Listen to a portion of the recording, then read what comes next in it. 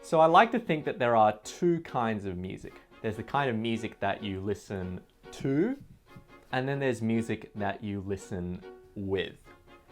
And the difference between the music that you listen to and the music that you listen with is that music that you listen to encourages you to pay attention to it, whether it's through lyrics or just kind of the structure of the music. Something about it makes you want to engage with it or interact with it in some way, pay it some kind of attention. Whereas music that you listen with is music that kind of naturally flows into the background, and it kind of naturally follows you as you go about your day to day. And that I find is true especially of a lot of instrumental music and particularly video game music. And it's almost a cliche at this point to say this, but most video game music is designed to play in a loop, to play in the background, so that it conveys an atmosphere without being distracting and pulling your attention and then becoming music that you listen to. Well, the music that I want to talk about this week for this week's Music Mondays is video game music, but it doesn't do the looping thing that I just described, though it is still music that you listen with. So it's sort of interesting. How does it do that?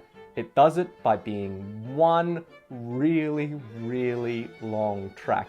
In fact, the music that I want to talk about this week actually holds the Guinness World Record for the longest single piece of music ever composed for a video game.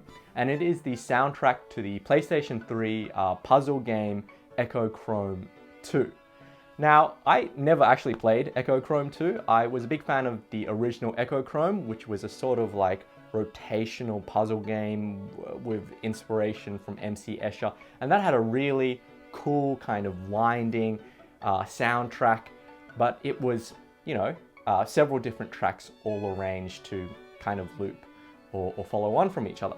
Whereas the soundtrack for Echochrome 2 is a single piece of music that's 1 hour and 15 minutes long, and it just starts and it just keeps going and going. It's a sort of really whimsical and rollicking soundtrack that kind of starts with motifs that it introduces at the very beginning and then later on brings them back 40 minutes in.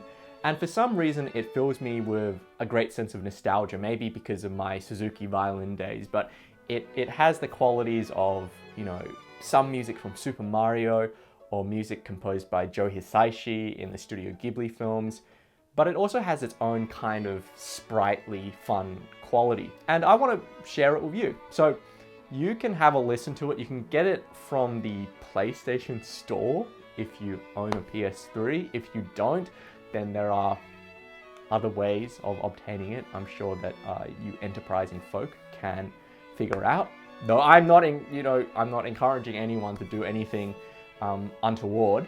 But yeah, have a listen to it. Let me know what you think, and I'll see you for next week's Music Mondays.